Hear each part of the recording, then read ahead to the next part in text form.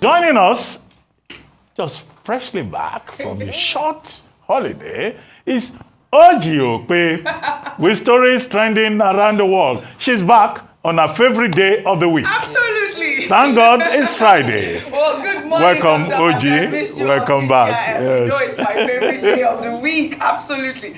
Lost my voice. You had so much fun. Yes, and you know, I was telling you, my family, we don't speak, we scream. So I lost my voice. That's really lovely. Excited. I'd like to wish my father a happy birthday as well. Yes. Celebrate my amazing father. Congratulations. The chief of Umukwata. He's actually the chief. Is he? Akatako is what we call him. Akatako. Congratulations. Implications. Yes. Guess what? I'm Capable. These implications are piling up. Good morning, our favorite Nigerian. Oh, my Genix, my genius. I missed you. We have gist. Rufy, hey, we have gist. Don't join Nigerians to be doing gist. I think it's too late. Okay. Well, all right. Well, good morning to you, viewers. Happy Friday. Let's begin what's trending by discussing reactions to the summit organized by the All Progressives Congress in Abuja on Thursday, where President Bola Ahmed Tinubu addressed the issue of the one-party system, stating that it's the APC that is ruling and driving the aspirations of Nigerians. Tinubu also described politicians defecting from opposition parties to the APC as bailing out of a sinking ship, adding that Nigeria's democracy allows for freedom of movement and association. Well, let's take a look before we take some reactions. Before I skip, I just need to tell those ones saying one-party system is no good.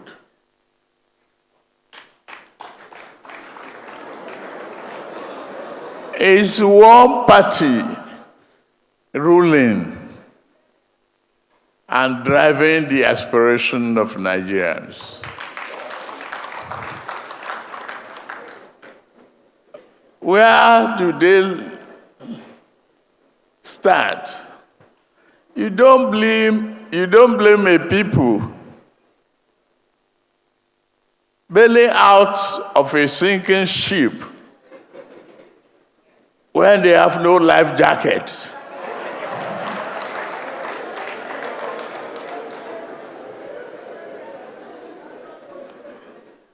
I'm glad of what we have, and I'm expecting more to come.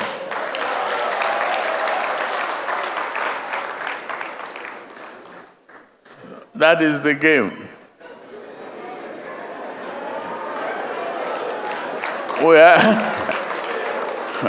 We are in a constitutional democracy. Don't forget the freedom of movement and the freedom of association is not criminally punishable. Welcome to the progressives. Sweep them clean. Welcome to the progressives. Sweep them clean. Jagaban.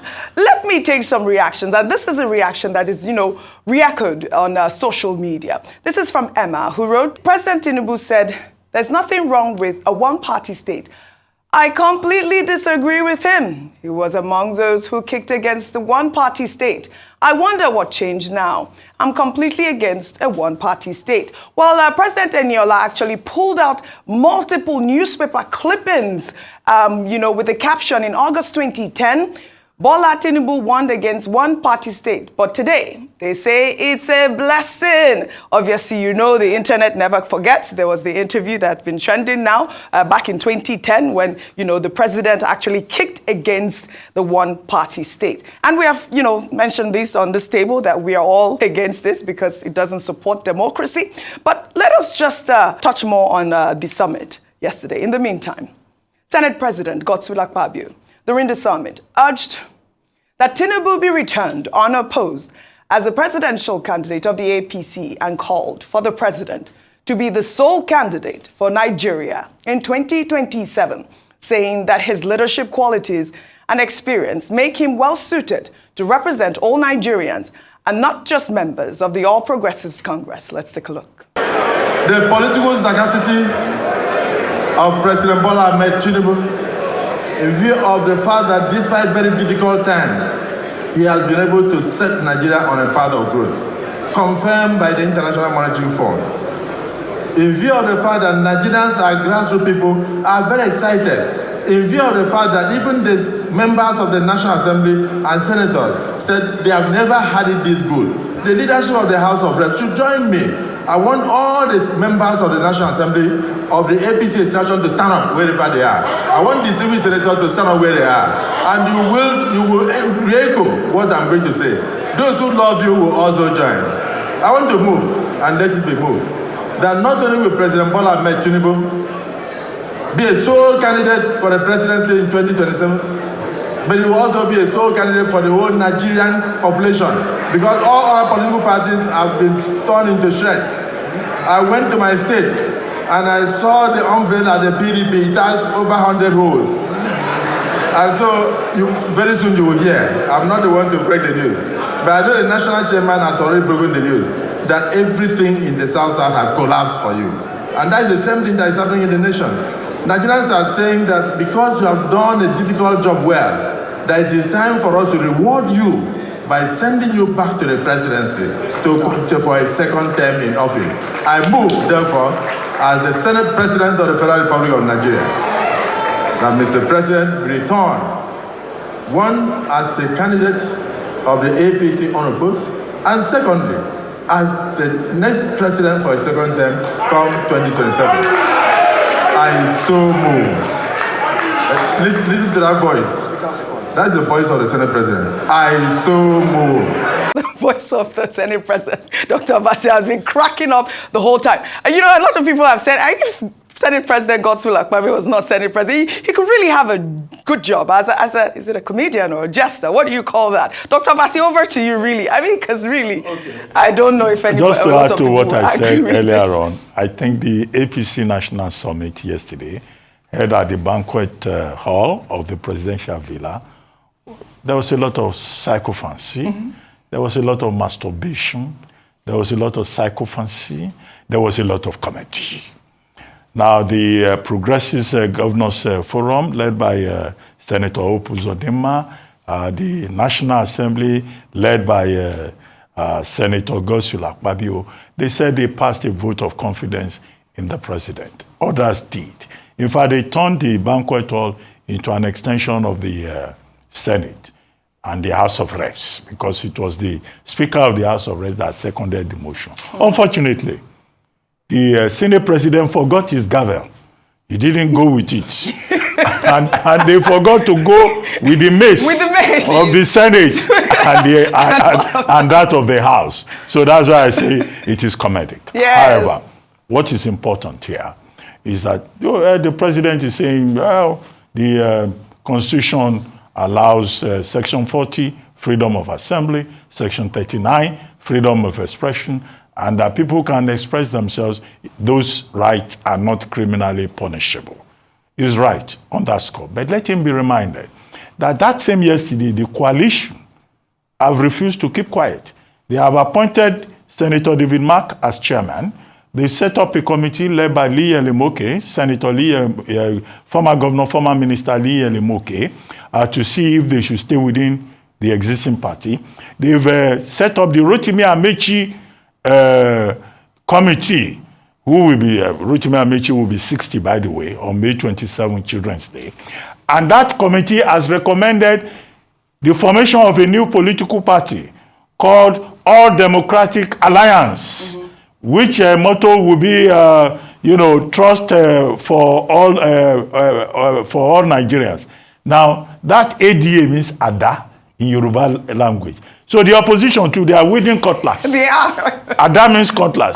So 2027 will be, the build up to it will be very interesting. Right. However, my fear is that as the politicians begin to jostle so early in the day, where would governance be? This is the point. President Tinubu says he will take us to promised land. Yes. I hope the politicians will not be distracted those wielding cutlasses, and those wielding vote of confidence, and that there will be enough time to spare for the ordinary Nigerian who expects performance, service delivery, and progress and growth. Absolutely, you have said it right. We should really focus on governance at this point. I cannot believe that we are speaking about Tinubu as a sole candidate of Nigeria at the point. Godswill Akpabio, before I come to you, Rufai, meanwhile, popular Kano-based musician Rarara performed his hit song, Ologo,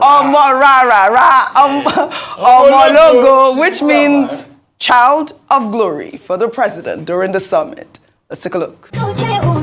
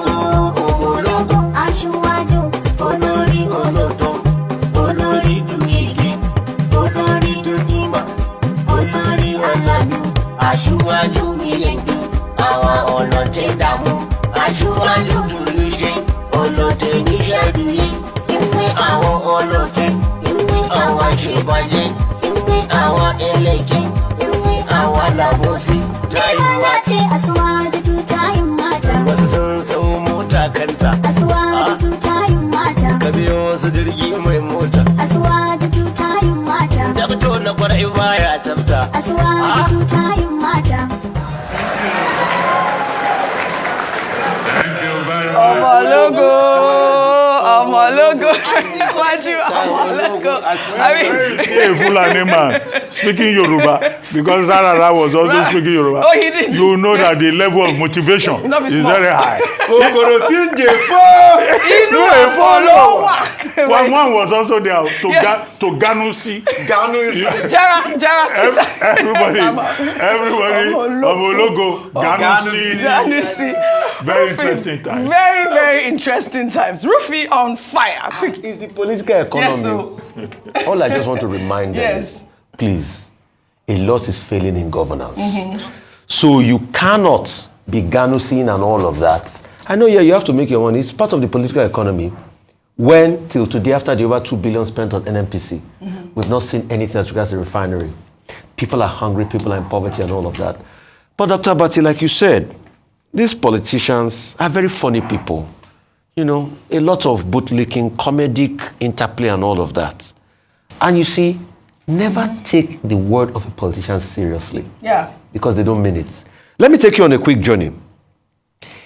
On the 22nd of September 2024, Governor Umoeno of Akwa Ibom State said, my link with Akpabio will never undermine PDP's interest in Akwa Ibom States.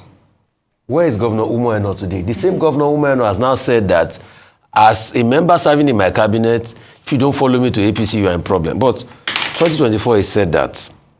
Even Mr. Senator Godswill Akpabio, I'll take you back to 2014. He was part of those that started the support for your guy, Goodluck Jonathan then. That's at 2014. He said all the governors are loyal behind Goodluck Jonathan. Today, he's still the one starting the support. When you have high level of inflation, economic malaise and the likes. So they will do what they want to do. But Nigerian people, remember, the vote is in your hand. Do not sell it. The Senate can quickly stamp authority on this when they forget that there are electoral reforms they should work on. That is what will make our elections credible. And this one that INEC now say they are going to have an AI department leading up to the election. Hope the AI will avoid technical glitches in the next election. All right. Well said, Rufai. Well said. Mumbai, let's take another story now in another development. The federal government has filed a criminal defamation charge against suspended senator representing Kogi Central, Natasha Akpoti-Uduaghan, over claims she made during a televised interview on April 3rd.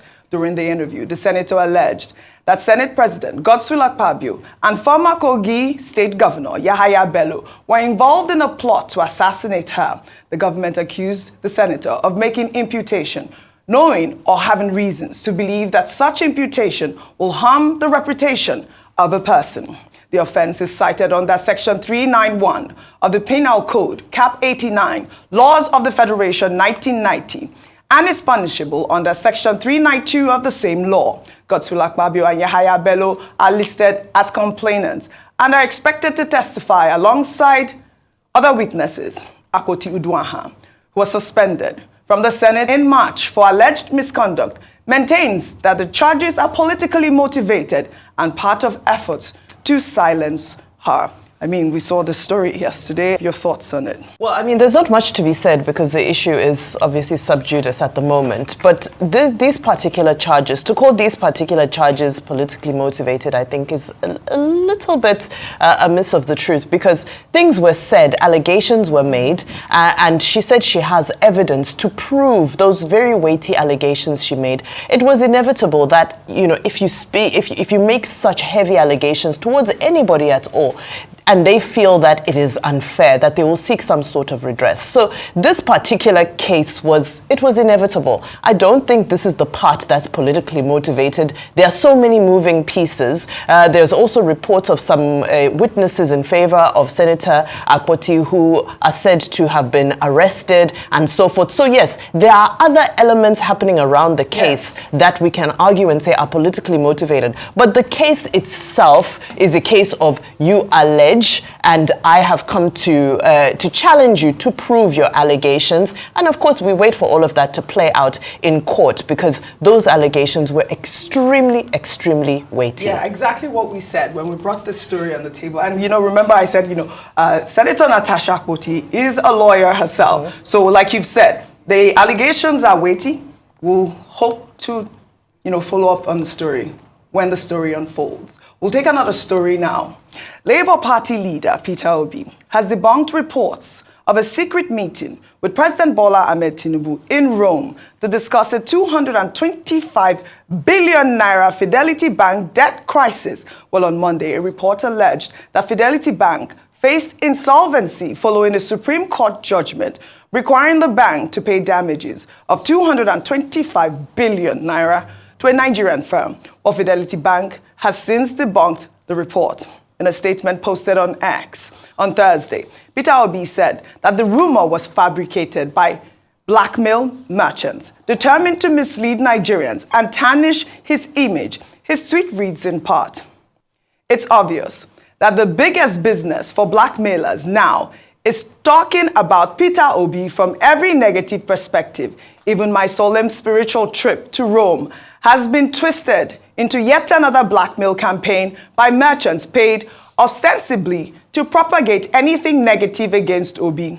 Let me categorically state that I have never sought an audience with or met President Tinubu since he assumed office, except about 1 minute meeting at the arena of St. Peter's Basilica, Rome, during the inauguration mass of Pope Leo XIV, where I was seated behind and had to respectfully greet him and other dignitaries present. The self-proclaimed blackmailer-in-chief and others who thrive on spreading pain and falsehoods have also claimed that I own Fidelity Bank. For the record, I do not. Throughout my career, I have served as chairman, director of 3 banks, financial institutions, of which Fidelity is one of them. Fidelity has over 500,000 shareholders, none of whom hold a majority stake. What this blackmailer seeks is to harm these hard-working Nigerians and cause them needless distress. To those peddling these falsehoods and engaging in blackmail, I offer a simple prayer. May God grant you the virtues of gratitude and understanding to know that we came here with nothing and will go with nothing, that they cannot profit from their evil ways. In New Nigeria is possible. I mean, we did see the story trending. I mean, it was one of the biggest stories during the inauguration of, Pope Leo XIV. I mean, that picture was actually the picture of the week, the meeting between the president and Peter Obi, and of course, fire me. But I'd like to also take Bianca Ojukwu's tweet. Nigeria's Minister of State for Foreign Affairs, Bianca Odumegu Ojukwu, has clarified what transpired during the recent meeting between President Bola Ahmed Tinubu and Peter Obi at the Vatican in a lengthy post on X. Let me read a part of her statement. She wrote, "The inside story, how it all went down in Rome as we entered. I cited former governors Peter Obi and Kayode Fayemi, already seated, and I went to greet them. After the president was seated, being patriotic citizens, they both decided to come up with me to pay their respects to Mr. President. The president very warmly and graciously received them both in a relaxed and humorous mood, after which they both returned to their seats. I was therefore taken aback by all the buzz and flack that something as simple as a polite greeting to one's elder, not to mention president, an intricate part of our African culture generated across social media space with all manner of innuendos and interpretations. Let's just agree that many people just had the casual urge to create a giant mountain out of a mini molehill. So let's let this one chill. I actually liked her tweet, Rufai, because, you know, we did see this story, and it's good that Bianca has come to say she was the one that actually took them to the president to greet the president. We've seen different sorts of stories, and even the story of the president's son being ushered away, during that meeting as well. So many stories on social media. Really unnecessary. What happened? I'm not saying there's no courts, whatever, with Fidelity Bank, but Fidelity Bank is more than capable. A bank capitalized of over 1 trillion is more than capable to sort out all the encumbrances, and they are doing it. It was a hit job.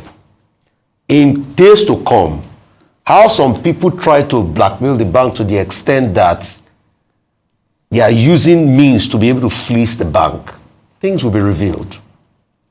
And please, we cannot use sentiments to bring down our banking system. Nigeria can't afford a banking crisis. And that's why when that story broke, we spoke about it. The point is, Fidelity Bank is strong. I'm saying that because I'm a patriot. And Nigeria comes first. You don't want to run on the bank. People will blackmail. Peter Obi is in the political eye. People will say all sorts. He has come out to clarify now that nothing of such happened. They will look for stories and make it juicy and link it one way or the other. It is their word.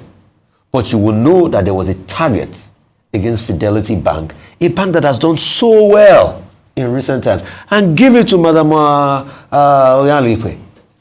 And it has to be said, we need to support banks like that are doing well, as we support every bank in this country. And that's why when that VDM thing happened, you were the one that played the side of a GT Bank to debunk that story with the CCTV that they released. Absolutely. So let's call a spade a spade. It is political season. Those that had tried to hit the bank with all these false stories, definitely in the coming days, they will be revealed. Absolutely. I can tell you that for fact. All right.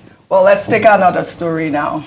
Dr. Tati, I'd like for your comment on this story. The father of the 14-year-old boy killed by a stray bullet on Tuesday in Oyo State, Odunayo Alade, has shared what happened. He spoke with News Central. Let's take a look. To them, they said I follow one way and I let them know that this is the road that everybody, all the neighborhood there, this is the way they are passing.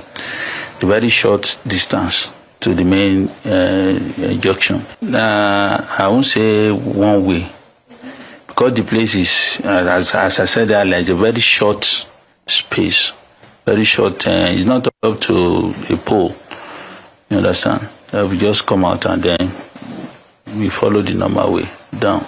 It was when I entered through that road, one of them just came and jammed my vehicle. The elder brother of the deceased was supposed to write work yesterday.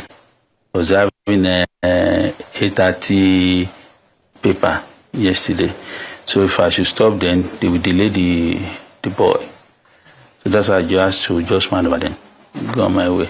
So after I left them, I just heard the gunshot. So I didn't stop. Then the boy in question was shouting, "Daddy, daddy, daddy, daddy." I was even shouting on him that, "Why are you shouting? We've left them, so we are safe." Then his twin brother now told me that he has been shot. My heart goes out to this family and this man. No parents should witness the death of their child. I mean, when I followed the story, no child should be buried by their parents, like you said. It's also an African adage as well. But you know, it was really sad to watch this father narrate the story. He said that, you know, he was, taking a shortcut. It wasn't a one-way. And also said that he didn't know he was being stopped, which I don't really understand because we see the video there and he was trying to maneuver his way out of there. And, you know, I really feel sad for this incident. The police, the officers there, should be blamed for the way that they behaved, but also it behooves on the parents. For me, if I am driving with my children in the car, I always take extra caution, really, because I feel so sad for this young boy's life that has been wasted at this point, died of a stray bullet. Really sad situation. Dr. Abati. Very tragic. No child, no citizen deserves to die, whether it's Odunayo in Ibadan or anybody else in any part of Nigeria deserves to die because our policemen are trigger happy. Yes. Now, the police, they always talk about what they call standard operating procedure. Yes. Even where a person is disobeying the law, the vehicle that is being driven has a plate number. The person can still be traced. Yes. In some of these states, they claim that they have cameras everywhere. Maybe those cameras don't work everywhere. That person who is disobeying officers in uniform can still be apprehended. That's how they do it in civilized societies. Then you just carry gun and you just shoot at a moving vehicle. You say you want to demobilize the tire. Given the level of training and skills level of these policemen, they are not trained marksmen. They are not trained, what do they call those people? Snipers. No, they are not. You know, as it were. So he says he wants to shoot a tire. He shot inside the vehicle. So this is the thing about police discipline and standard operating procedure. The Inspector General of Police, IGP Egbetokun, has already ordered an investigation. CP Oyo State, Adenola, has to explain exactly what happened. Yeah, exactly. The officer who shot and, snuffed life out of a promising young man who was going to write a WASC exam. Yes. A young man who still has a whole future ahead of him. Gone. Whatever may have been the provocation, yes. This is unacceptable. Yes. And the investigation must be made public. The outcome must be made public. The final point, however, is that people should also respect the police officer. The rule of law. The rule of law. Many absolutely. Nigerians are also very difficult. Yes. They will say they are above the law. Yeah. Nobody should be above the law. Finally, the point I made when we first discussed this story. NSAS protesters asked for psychiatric evaluation of Nigerian policemen. Yeah. We want to know how far they have gone with this mental health assessment of our policemen. Because if you check now, that policeman who shot the young man who probably has his own children. So has he been arrested? The police. Well, they say they are still They investigating. They should arrest him. No, he should have been And arrested. all these people carrying guns all over the place. Yes. They should go for mental health assessment. Absolutely. But also, we have to make the point here. Whenever you're stopped by a VIO, He's been arrested. Yes, he has been arrested. Whenever you're stopped by a VIO or a police officer, You have to respect the law. Please respect the law. Really, that is the takeaway from this story. May that young boy, may his soul rest in perfect peace. Amen. Shall we take this story under entertainment now that has been trending all week? The much talked about meeting between superstar Davido and popular high life musician Bright Chimezie, which came months after Davido sampled Chimezie's 2010 hit song, Because of English, in his latest track, With You, featuring Omale. Davido had called Bright Chimezie to thank him for his contributions to the high life genre and revealed that he drew inspiration from Because of English for his latest track. Davido then urged Chimezie to listen to the song and asked for a meeting. Well, here is Bright Chimezie listening to With You for the first time. If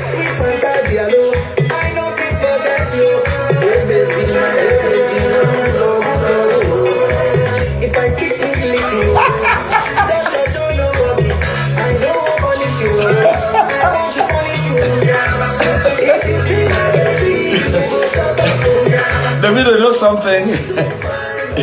You can see I'm vibing to the song already.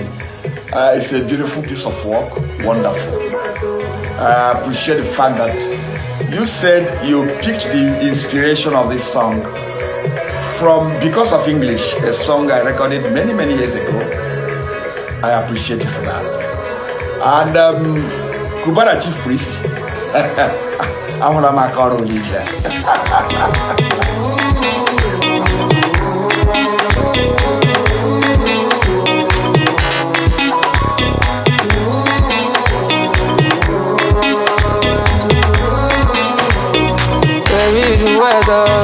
It's getting cold, cold inside. Double sweater, I am young, ordinary, paranoid. I can picture this without you, my life. Hey, Rufa is teaching me the dance move. Hi. Fantasy, hello. I know we forget you.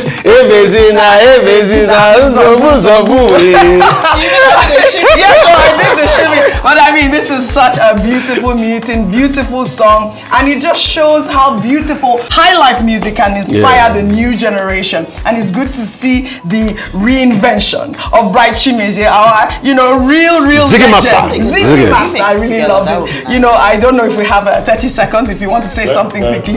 Yes. Ducosino, Yes. in Atwanson 1 of Twelfth Night by William Shakespeare, says, if music be the food of love, play on. Play on. But it's very interesting to see Okoro Jr.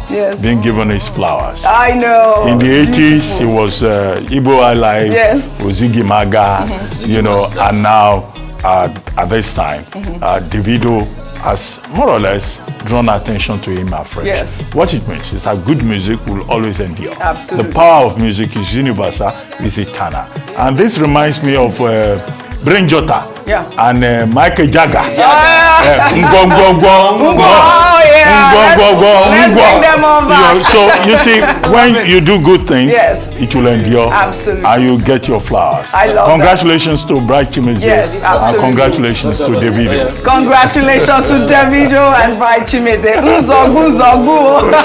I'd love to thank you all for your great analysis. As always on What's Trending, I missed you all.